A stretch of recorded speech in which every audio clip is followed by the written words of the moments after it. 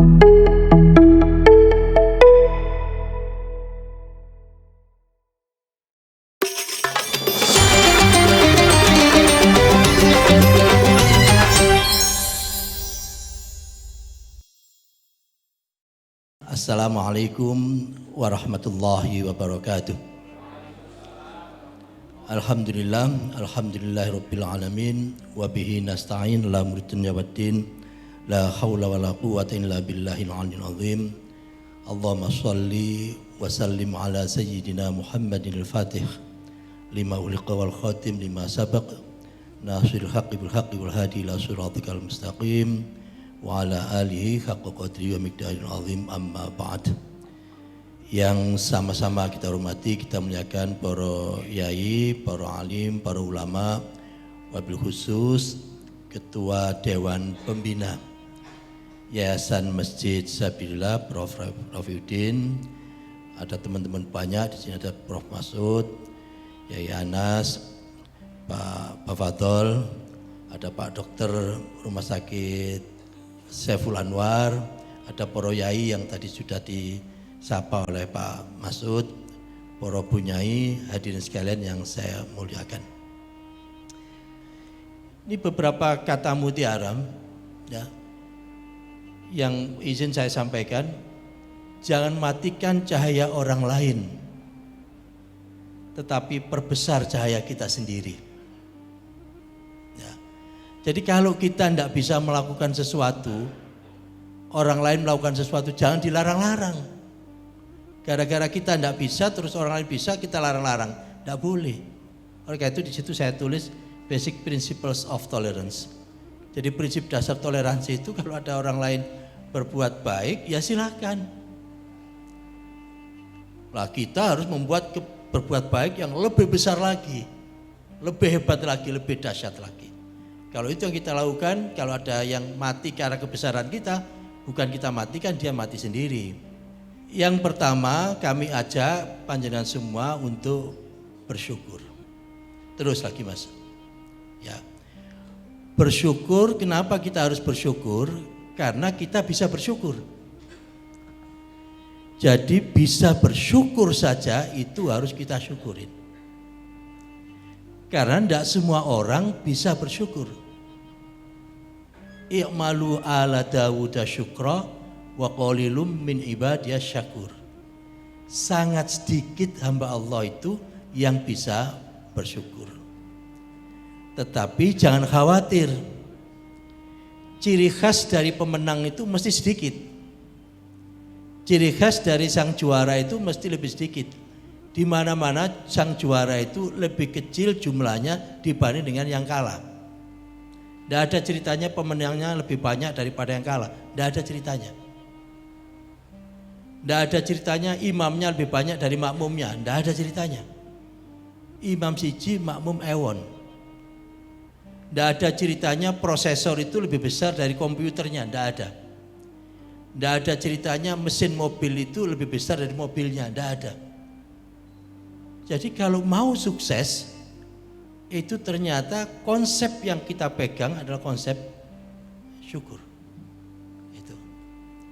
Jadi syukur yang pertama karena kita bisa bersyukur. Syukur yang kedua karena hati kita dipertautkan dengan urusan keilmuan dan kebaikan. Panjenengan kesini semua dari jauh-jauh, dari Jember, dari Guluk-Guluk, bukan Luk-Guluk ya. Luk-Guluk atau Guluk-Guluk tadi? Guluk-Guluk tuh ya, bukan Luk-Guluk tuh. Dari Guluk-Guluk ya, dari jauh-jauh sana, itu karena urusan keilmuan, urusan majelis ilmu, urusan kebaikan, dan itu harus kita syukuri betul betapa banyak orang yang kalau dijak ngaji itu repotnya bukan main. Itulah kita alhamdulillah. Yang ketiga, hati kita dipertautkan dengan keperwakafan. Itu luar biasa. Karena kalau kita ngurusi wakaf, mesti urusan kebaikan. Dan kebaikannya dalam keabadian. Kebaikannya tidak hanya sekarang saja, sekarang dan nanti. Itu kan luar biasa. Dan kita bersyukur karena apa? Karena kita dihindarkan, dihilangkan dari musibah.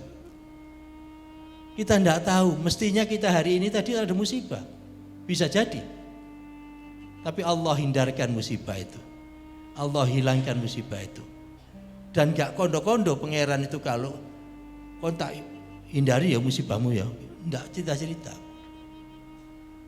Lah, kita baru terasa nikmat itu kalau nikmat itu hilang dari diri kita, baru terasa.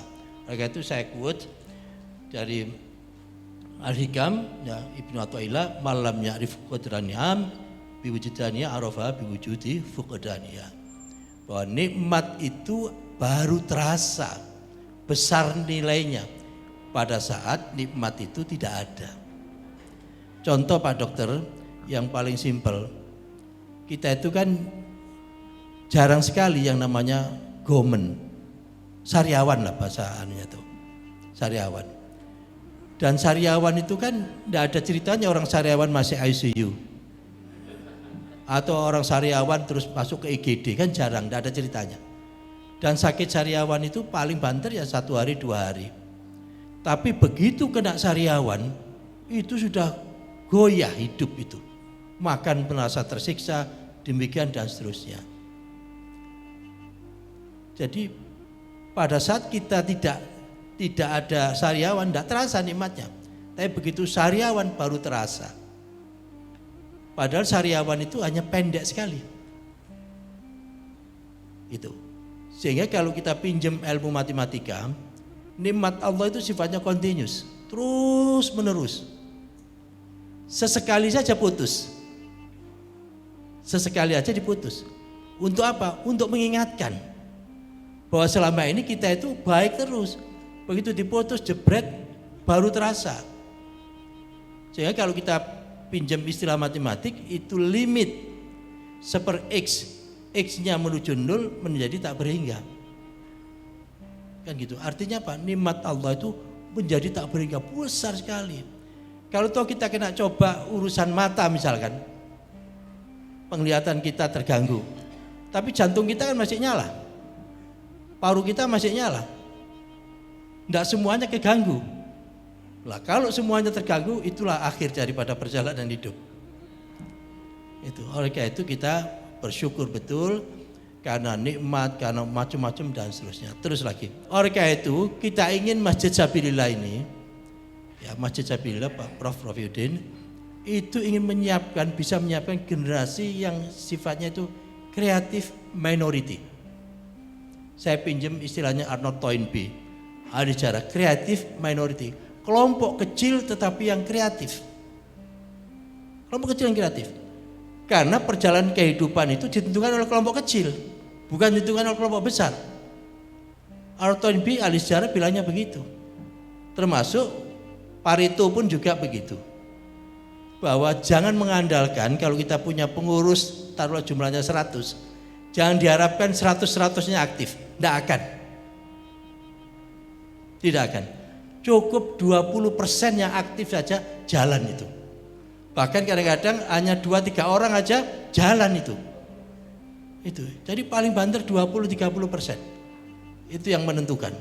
Oleh karena itu kita berharap Masjid Sabilillah dengan unit usahanya itu bisa mencetak kader-kader yang istilahnya itu kreatif minority. Kelompok kecil tetapi yang kreatif. Itu akan mengalahkan kelompok besar yang hahau. Hahau itu bahasa Surabaya, lolak lolo ya gitu, kewes tok gitu ya. Bukan kita yang punya saham di Masjid Sabilillah, bukan. Karena kita menjadi pengurus atau menjadi aktivis. Tetapi justru Masjid Sabilillah yang punya saham pada diri kita. Ya. Jadi jangan dibalik. Masjid Sabilillah ini gak aku gak hatiku. Mesti rusak kabeh. Ya kan begitu, kadang-kadang kan ada penyakitnya kan gitu kan. Ya itu. Enggak. Justru Masjid Sabilillah lah yang punya saham pada diri kita.